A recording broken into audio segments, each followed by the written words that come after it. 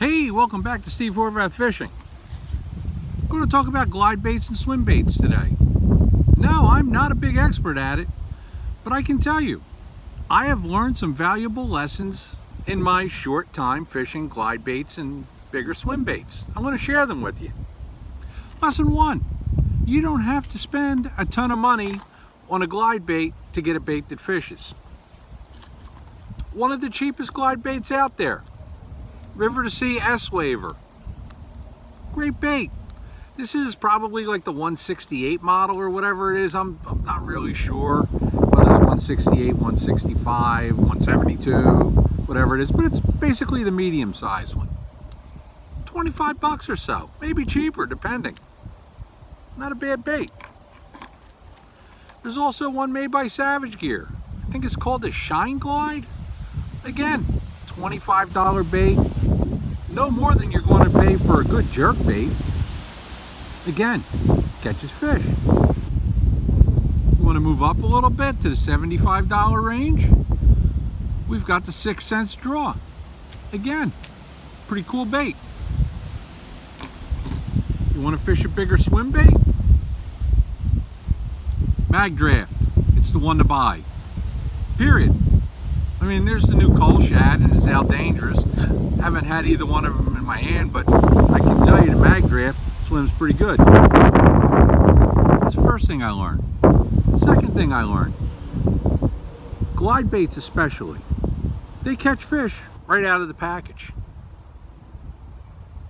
But that doesn't mean they catch fish the best right out of the package. Here's what I mean. Most glide baits have a definite purpose, and there's basically two types of glide baits that I know of. There's the chopping style, which would not be the S-Waver or this 6 cents draw, because the tail action is limited. The shorter the tail action and the less the angle, the more it's a slow glide type of bait. So, if you're trying to chop with this bait, series of short jerks or short reel bursts, you're going to overpower the bait. It's not going to swim right. So knowing which type of bait you have is important. Let's get back to modifications. The hooks that come on the River to Sea are very heavy hooks. Now, if you're going to fish stripers and muskies and stuff in addition to bass, no problem. I prefer a little bit lighter hook, just a little bit lighter wire. Now, let's take the 6 cents draw. This thing basically floats for the slow sinking.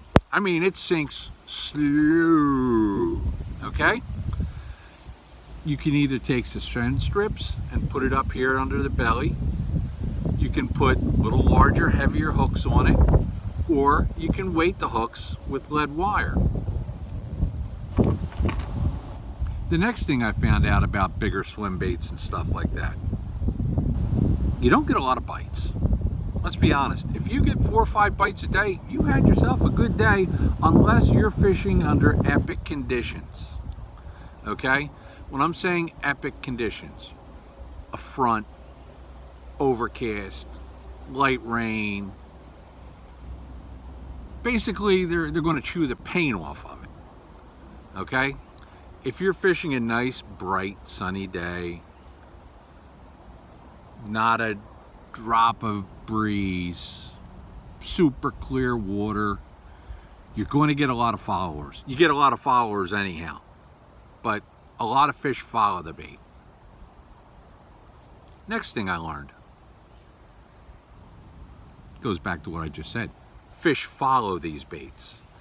They are great baits for searching for fish that you can come back later and try to catch by some other method. It doesn't mean that, well, they suck, they're not eating it today. Well, you just found these fish, you located fish, you know there's fish in the area. So they're a search bait. Next thing I learned, especially with open water fish that are on cover, these baits have much less of a triggering quality, especially the slow glides, than normal baits. Like a crankbait, you're going to reel through, you're going to stop and go, you're going to rip it through. You don't get that violent reaction, okay?